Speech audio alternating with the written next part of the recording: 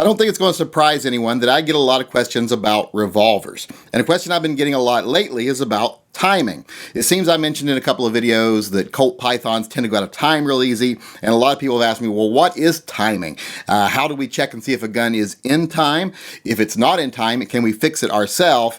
And how does timing actually work? So I thought I would take a moment here today to explain all that the best I can. I got my Smith & Wesson Model 624 here. So let's take a look at what it means for a revolver to be properly timed, what to check for to see that it is properly timed, and see what you can fix if it's not. Well, timing basically just means one thing. It means that when you pull the trigger, that the cylinder is properly aligned with the barrel and locked in place before the hammer falls. There's basically three parts that work in conjunction with one another to make sure your cylinder is properly aligned with your barrel and locked into place when you fire. 4 if you count the trigger. But let's just go over the 3 components other than the trigger that actually make your gun work properly. One, as you see right there, is the cylinder stop. It's a little spring-loaded nub that comes up and locks the cylinder in place with those little notches on the side of the cylinder. The cylinder stop is what actually locks it in place, like I said, but how does it get into position to lock in place? Well, that's done with these little notches on the extractor part of the cylinder and the hand. If I cock the hammer right here, you'll actually see the hand come up right there. See that little nub that comes out of the back of the gun? Comes up and interacts with those little notches on the cylinder and rotates the cylinder. And like I said, that little hand has to come up and hook one of these little nubs on the extractor and force it around just far enough that it locks into position before the hammer falls. So now that you know what being in time means, let's check and see how you can see if a gun is actually in time. Now the first thing you should do is cock the hammer very slowly, just very slowly, and listen. Hear that click? That's the cylinder locking into place. And that click is the hammer locking. The cylinder should always lock into place before the hammer cocks back on a Smith & Wesson. Now if it's a Colt, that can be a little bit different because sometimes on some Colts, the cylinder will continue to move a little bit after the hammer's already cocked. They're just designed that way. But this is the way it works on most guns. Next thing you should do is take a little pin light, shine it down the barrel, and see if when you cock the gun, does that cylinder align properly? You're probably not going to be able to see this on camera, but if they're perfectly aligned, then you're probably in time. And to get off topic a little bit, that right there is a perfect example of how those people that always say, never flag yourself with a gun and never do this, always treat it like it's loaded. That's a perfect example of how those people know nothing about guns. Quite often, you have to look down the barrel of your gun just to see if it's in proper operating condition, to check for damage, etc. So those people have no real experience. They're just jackasses that have heard things on the internet, and their only real experience with firearms is probably in a video game, or else they would know better.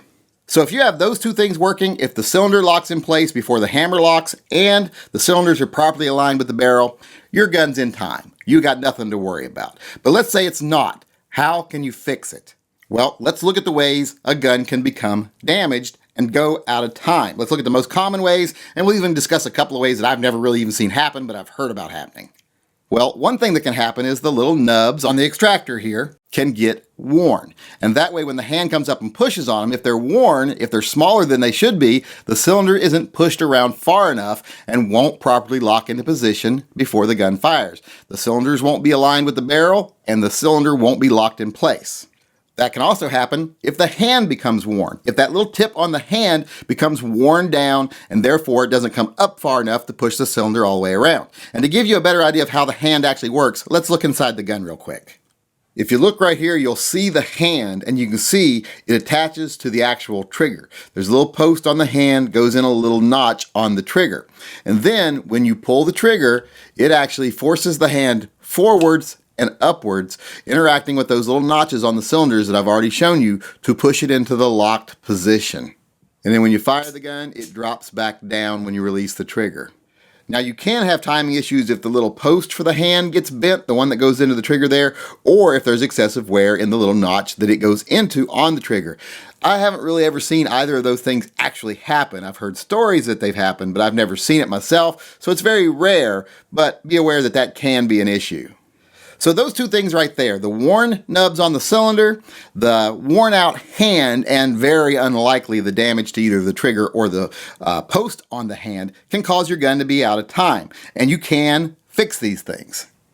Now, one more thing before we worry about fixing those, make sure your cylinder stop is in good condition. I've seen guns that have really worn out cylinder stops. If your cylinder stop isn't locking your cylinder in place, then replace your cylinder stop. That can sometimes cause the gun to be out of time because it's not locking it in the proper position. It wobbles too much, and that wobble allows it to be out of time. So that's one of the first things you should always check. But I don't really consider that a timing issue. I just consider that a worn out cylinder stop. Everything else that actually moves the cylinder is working properly. Well, now that we've talked about that, let's talk about how you can fix the issues if it goes out of time. One is if the damage is to the little nubs on the cylinder. Now keep in mind the extractor and the cylinder are two different pieces, but there is a school of thought that says if you change one, you should change the other. You should never mix and match them. I, however, disagree with that. I would definitely just change the extractor. I think most people agree with me that you would just change the extractor. It's much cheaper. But from here on out, we'll just say cylinder as if you're replacing the whole thing, both pieces. But it'll be up to you whether you replace just one piece or the whole thing.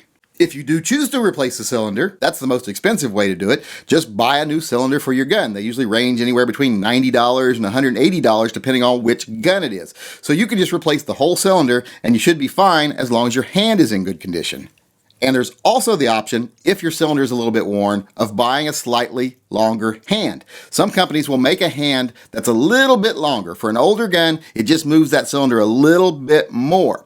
But the problem is with that, if you've got these that are worn unevenly, well, you might be on time on one cylinder, but not on all of them. So it makes it kind of hard to just change out the hand if there's damage to the cylinder. Now, if the damage is uniform all the way around, changing out the hand will work, but that's usually not my preferred way of doing it. Now, by far the most common thing I've ever found that's wrong with the gun that actually involves the timing is the hand itself is worn out. It's got that little sharp point on the end of it. That wears down eventually. And all you got to do there, replace it with a new hand. And then you shouldn't have any problems. As long as your cylinder is in good condition, you should have no problems whatsoever.